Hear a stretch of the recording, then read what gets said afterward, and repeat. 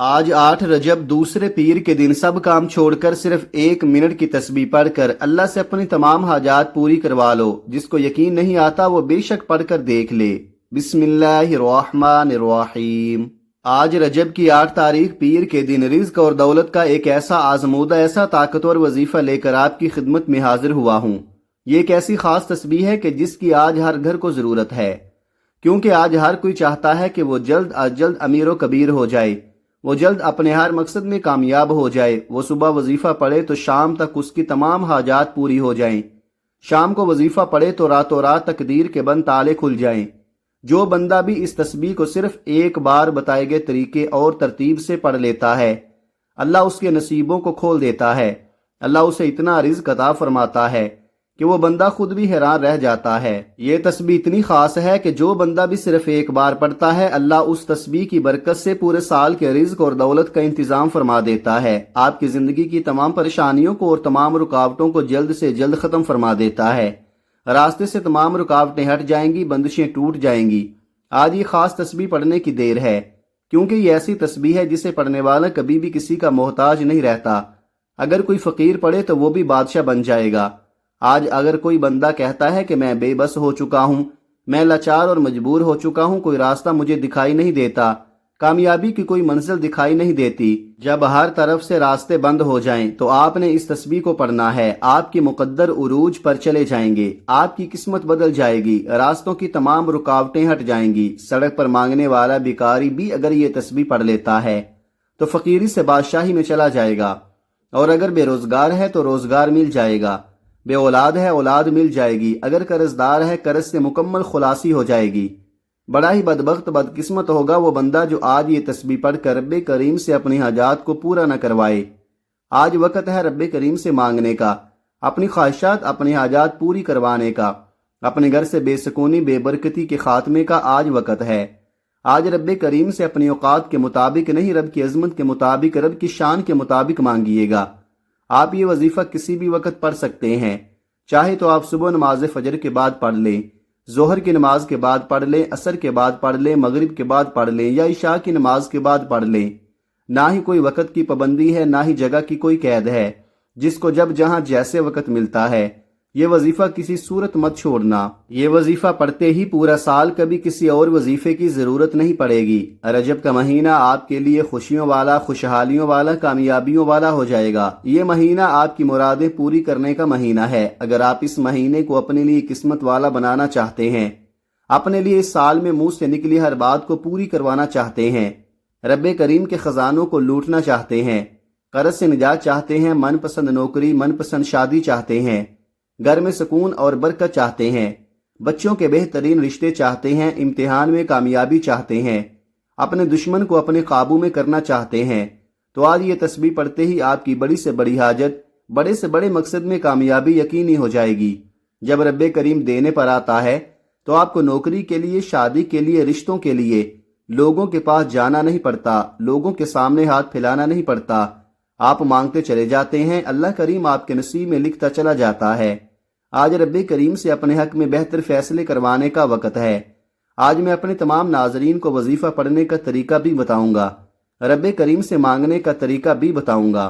آپ چاہے دنیا جہان کے کسی بھی کونے سے تعلق رکھتے ہوں، آپ انڈیا سے ہیں، پاکستان سے ہیں، بنگلہ دیش، جاپان، مسقط، دنیا کے کسی بھی کونے سے آپ کا تعلق ہے، جب بھی آپ کے ملک میں رجب کی 8 تاریخ پیر کا دن آ جائے تو آپ نے یہ وظیفہ کسی صورت نہیں چھوڑنا۔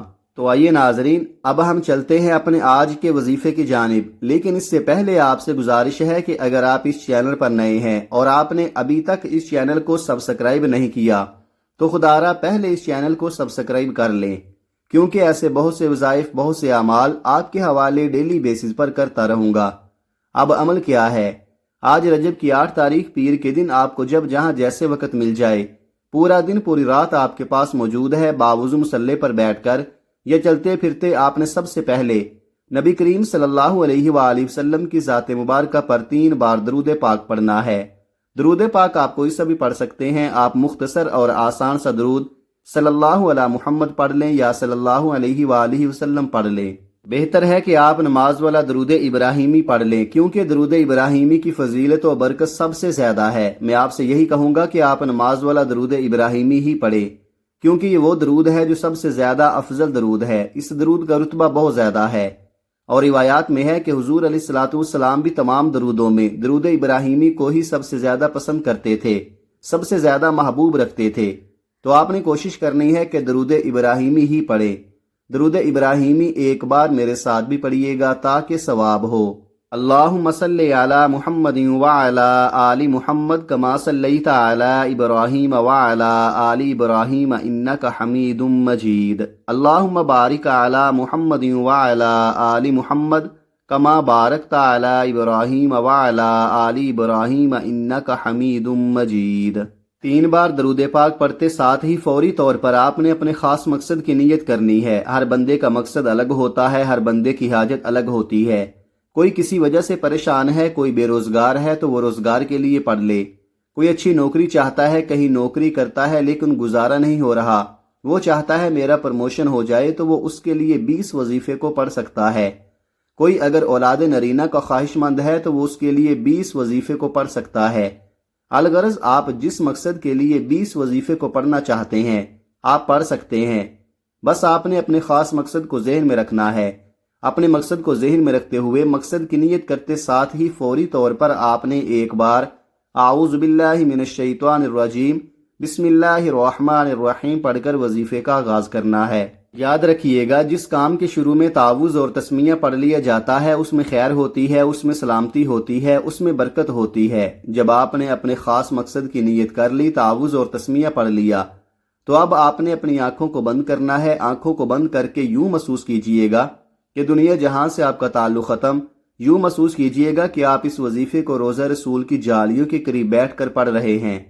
اور سب سے پہلے نمبر پر جو وظیفہ آپ نے پڑھنا ہے وہ وظیفہ اللہ رب العزت کے 2 صفاتی ناموں کا وظیفہ ہے۔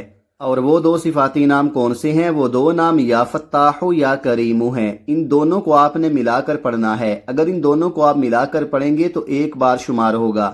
یا کریمو پڑھ کر آپ اللہ سے سفارش کریں گے کہ اے کرم کرنے والی ذات، مجھ عاجز پر بھی اپنی ایک نظر کرم فرما۔ آپ نے یا فتاح یا کریمو پڑھتے دوران اللہ کے حبیب سے سفارش کرانی ہے۔ اللہ سے دعا کریں، اللہ سے آپ اپنے مقصد کے لیے سفارش کریں کہ آپ کی حاجات پوری ہو جائیں۔ اور اللہ کے حبیب کی سفارش کبھی بھی نامنظور نہیں ہوتی۔ اللہ نے جس حبیب کے لیے یہ دنیا اور آخرت بنائی ہے، جب اللہ کا حبیب اللہ سے فرمائے گا کہ اس بندے کی حاجت پوری فرما، اس کو ہر مقصد میں کامیابی عطا فرما، تو کیا اللہ آپ کی حاجت کو پورا نہیں کرے گا؟ کیا آپ کو روزگار نہیں ملے گا؟ کیا آپ کو نوکری نہیں ملے گی؟ کیا آپ کی من پسند شادی نہیں ہوگی؟ آپ کو رب کریم سے آج تک مانگنا ہی نہیں آیا، ہمیں مانگنا نہیں آتا۔ جو لوگ کہتے ہیں کہ وظیفوں کا فائدہ نہیں ہوتا، جو لوگ کہتے ہیں کہ ہمارے گھر کے حالات ٹھیک ہونے کا نام نہیں لیتے، جو در در کی ٹھوکروں سے تنگ آ چکے ہیں، وہ ایک بار اللہ کے حبیب کی سفارش کرا کر دیکھیں۔ آپ نے یا فتاح یا کریمو کو کیسے پڑھنا ہے اور کتنی بار پڑھنا ہے، توجہ کیجئے گا۔ یا فتاح یا کریمو 1 بار ہو گیا، یا فتاح یا کریمو 2 بار ہو گیا، یا فتاح یا کریمو 3 بار ہو گیا۔